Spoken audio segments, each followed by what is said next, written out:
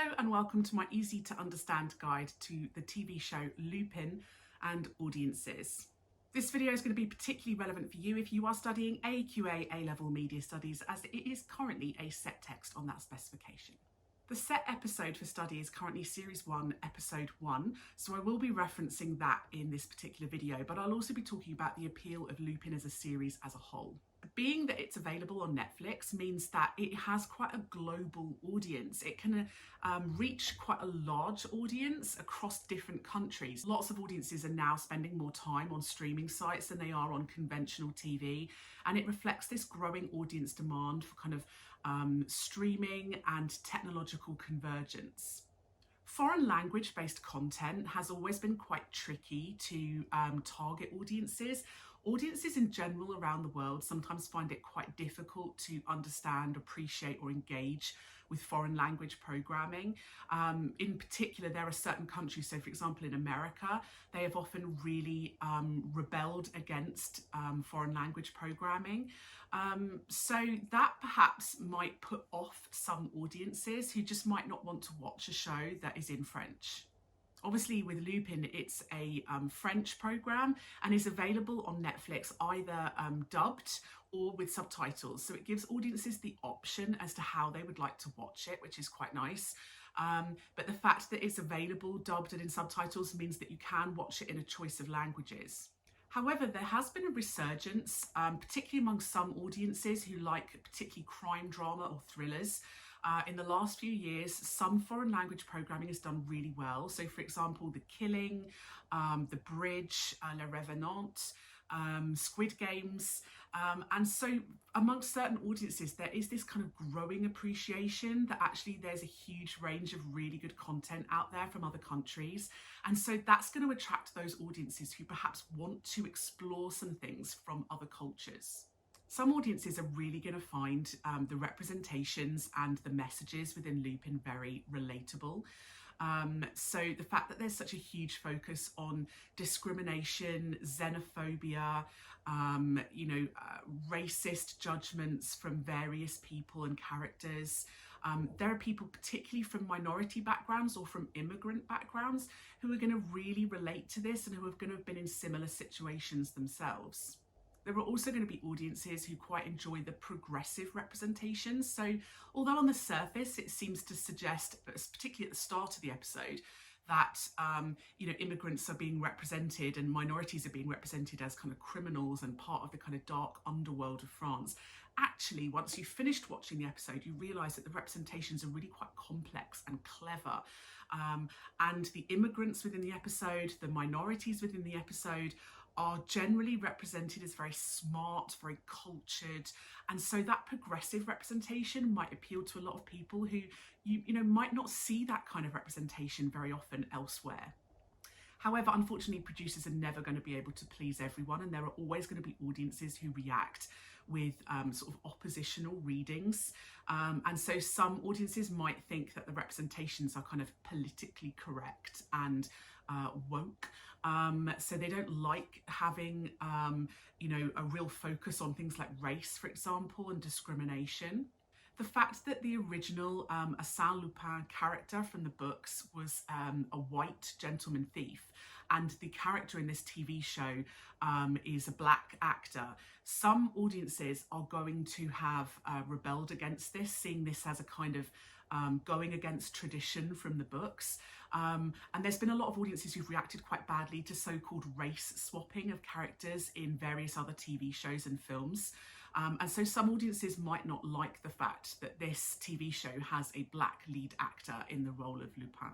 But the fact that they've chosen to kind of race swap the character of Arsène Lupin, or they've chosen a black character to portray the man who's assumed his identity, may well help to engage audiences from minority racial backgrounds who don't often see themselves represented in these lead roles in TV shows.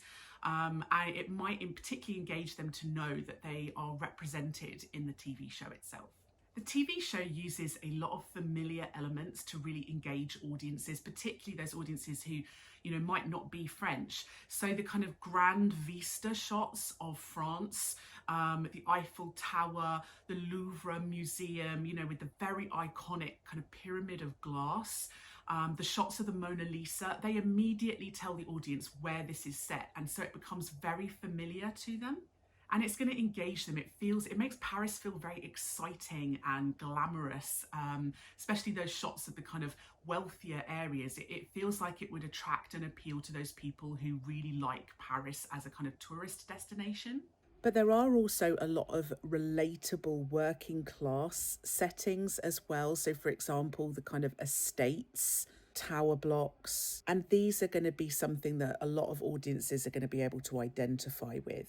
The character and narrative might well appeal to a lot of mainstream working class audiences, people who think they're seeing an underdog story. So they think when they start watching that they're seeing a kind of working class or lower class person getting one over on the rich, wealthy people.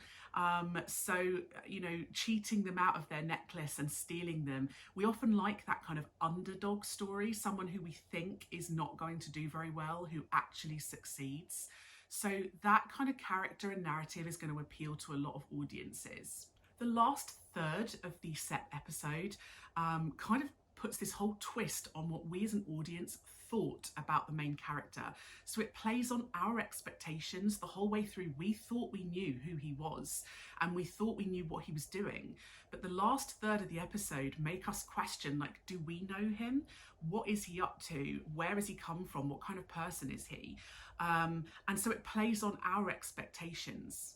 And the character of Lupin, or this man who models himself on Arsène Lupin, is very gentlemanly and very mature and very clever and cunning and cultured. And so perhaps that's going to make him seem like a real role model where a lot of audiences are going to aspire to be like him.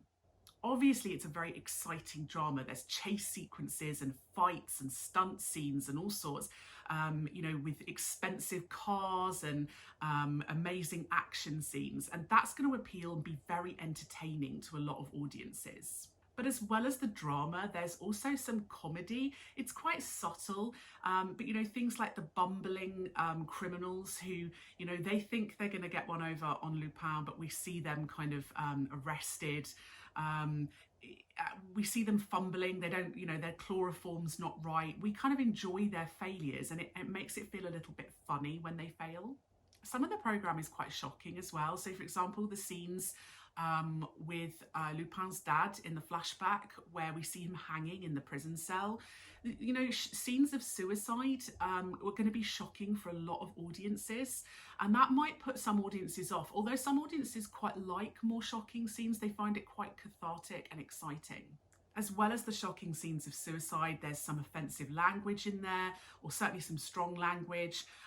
There's a moment when the young Lupin, a flashback, tells the kind of rich wife to go fuck herself. And it's quite shocking because it comes out of this young boy's mouth, a young boy who we've previously seen to be very cultured and polite and calm, and who styled himself on being a gentleman just like his father. So when he says it, it feels quite shocking to an audience, but it also feels quite satisfying and pleasing because we're seeing the character say exactly how we as an audience feel. And of course, all of this, the narrative is designed to add these kind of enigma codes to make audiences want to watch on. We want to know, did his dad really kill himself? How did the necklace, it was stolen? Who stole it? Because we don't believe it's his dad. How did it come back? So lots of unanswered questions, these enigma codes, make us want to watch the rest of the series to find out those answers. The fact that the show is based on the original books and they reference the books and the character several times within the episode. For those of you that don't know, the original books are iconic in France. It's kind of the equivalent of like the Sherlock Holmes series in the UK. So these intertextual references to the books and the character from the books is going to engage a lot of French audiences in particular, and it's going to make the audiences feel perhaps quite nostalgic for their childhoods. The fact that there's a very heavy focus on male characters, masculinity, strength, you know, and there's a focus on some toxic masculinity, so physical strength, fighting, crime, but there's also this focus on challenging that as well with the kind of gentlemanly thief. So I think that would suggest that the target audience is mostly male. So that was my easy to understand guide to Lupin or Lupin and audience. Don't forget to subscribe to my channel for other videos that are going to be relevant for you. And if you would like a video that I don't already have, leave a little comment below and I'll see what I can do.